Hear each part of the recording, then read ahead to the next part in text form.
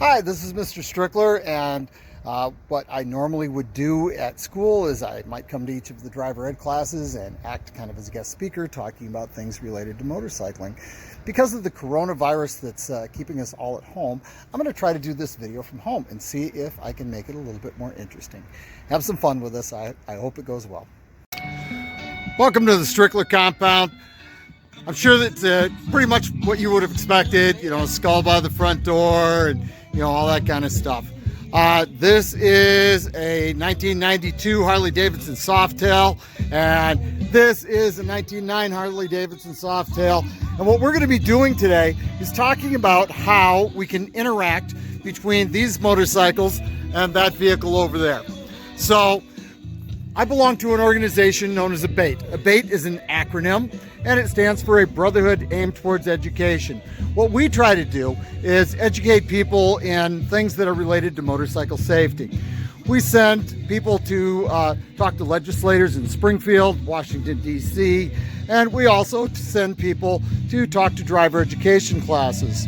So what we're trying to do is just not get you specifically to ride a motorcycle, but just to interact effectively when you see someone else who is out riding a motorcycle, so that we can all have a good day and we can all go home safely.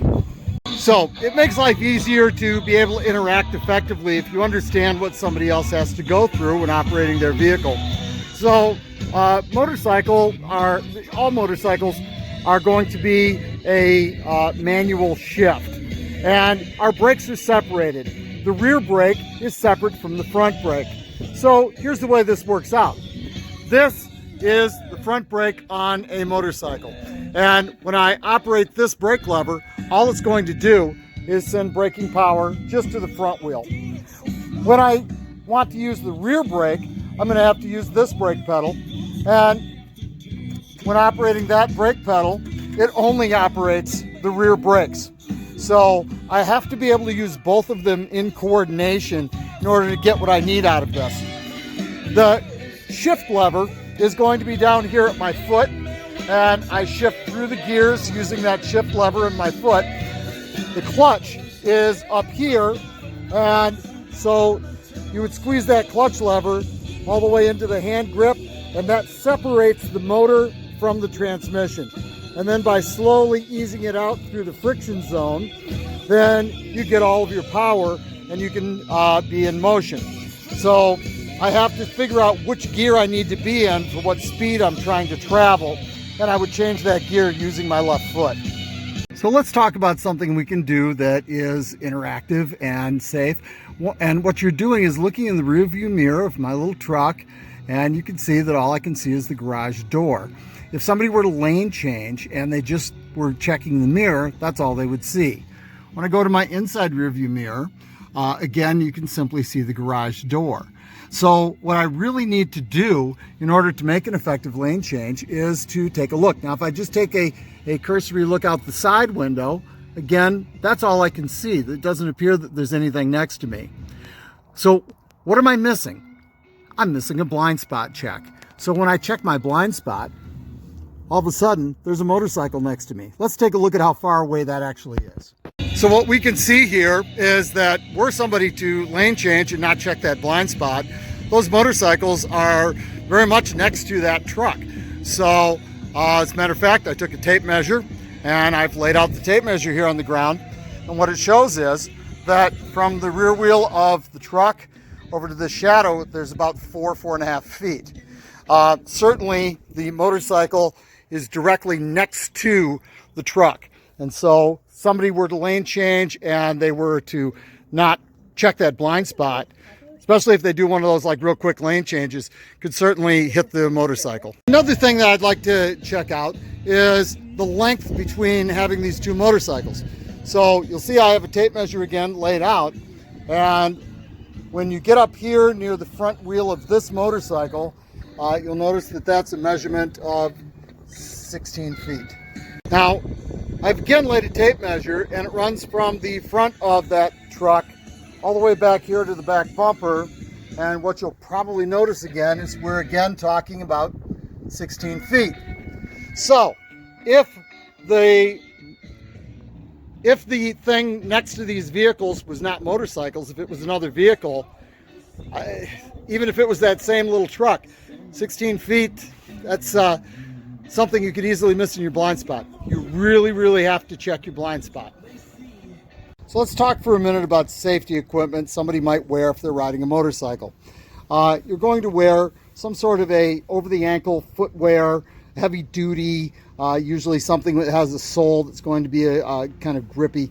You wear long pants. You don't have on your cargo shorts or whatever just because you're only going a short distance.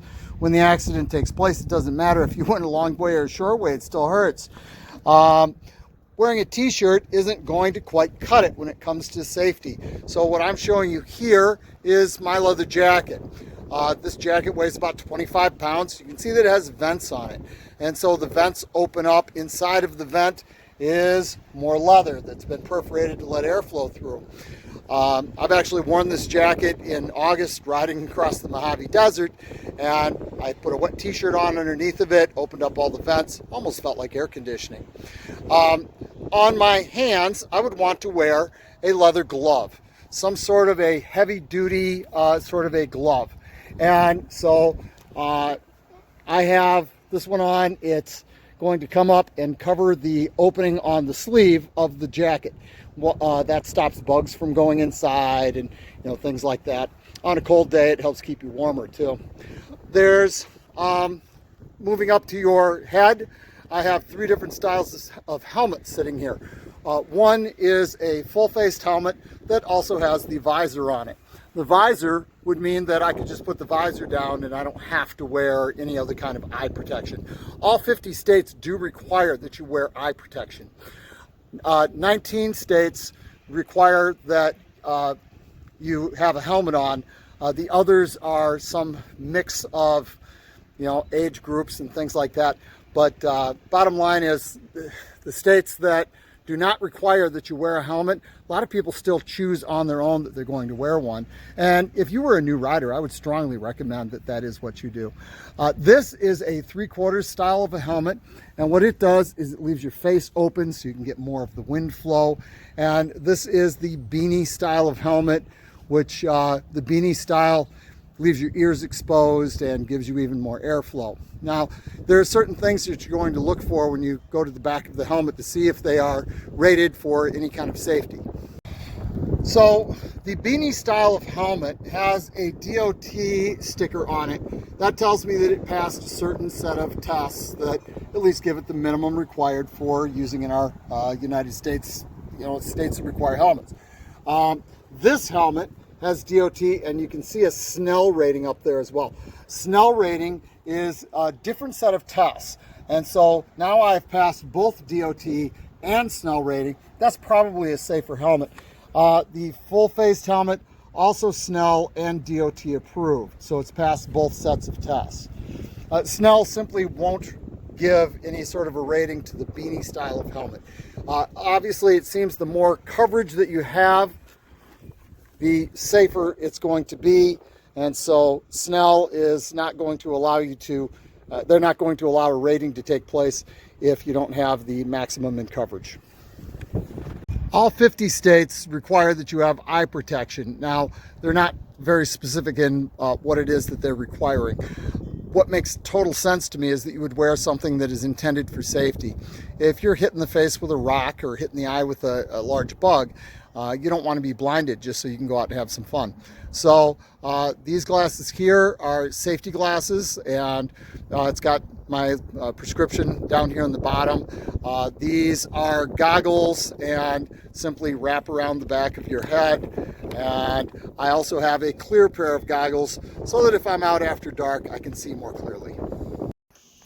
So I don't want to bore you with statistics, but let's take a trip back into the 1970s and the oil crisis. So imagine that the year is late 1970s and good old Mr. Strickler has just gotten his driver's license. Gas is about 45 cents a gallon. Most vehicles were getting somewhere between 10 and 15 miles to a gallon. It really wasn't a big issue because gas was so cheap. Then there was an oil crisis, and when the oil crisis hit, the gas prices started to skyrocket. From the time I was a sophomore until I was a senior, the gas prices more than doubled. Gas prices going up that high meant that we were forced into a situation to try to find vehicles that got better gas mileage. Some people went to Japanese cars, some people went to motorcycles and scooters. There was a big push to have electric vehicles and vehicles that ran on alternative fuels. Very much the same kind of thing that was happening in the late 90s and early 2000s, about the time of your birth. So in the 80s, there's my vehicle, and I was driving that motorcycle. So what was happening at the time was a lot of people came into motorcycling. And when it came to what was happening in the early 2000s, same kind of deal. A huge number of people came into motorcycling. Matter of fact, the number of registered motorcycles in Illinois went up by about 74%. You would expect that there would be a similar number then when it comes to accidents and fatalities, things of that nature, but that's not actually what took place. We started to teach a lot more motorcycle safety classes, and as a result of those safety classes, there was substantial savings in terms of people becoming injured. And so the motorcycle classes, because they were working, began to expand more and more and more. And so because of that, we've been able to maintain a relatively good safety rating. This chart goes from 2008 to 2017. It's created by the NHTSA. And you can see that the number of accidents have remained very much the same, while the number of registered motorcycles have gone up by over 1 million in that time. So there are things that all of us can do when it comes to helping with safety. And in order for you to interact effectively, if you see a motorcycle that's overloaded, like the one that you're seeing in the picture right now, effectively interact by leaving extra room. If they fall, if things fall off, you don't want to be the guy who's too close and causing a problem. If somebody's riding in the rain, it makes it difficult for them to see. You can see in this picture how it gets foggy because we don't have any sort of a windshield wiper or anything like that. We're probably going slower. So how do you interact effectively? Well, if you're going to pass me, lane change early. If you're going to follow me, stay far back. It's not all about you trying to protect me, though. It's about me trying to interact effectively with you as well. I need to appropriately educate myself, and I need to operate appropriately while I'm on the road. I need to stay out of your blind spot. I need to make sure that I'm seen. I need to be an active part of this cooperation between you and I as we drive. So today we've been discussing interaction between that style of vehicle and that style of vehicle. Any level of understanding that you may have will be beneficial. If you can understand that somebody who is wearing a helmet or wearing goggles may have a little difficulty with peripheral vision, that would be beneficial. And simply having that level of understanding can help us all to interact better. So the goal here is for everybody to get home safely. And ABATE is dedicated to helping us with that goal. Remember, ABATE is a brotherhood aimed towards education. We just want everybody to get along. You have a great day. I hope you enjoyed this.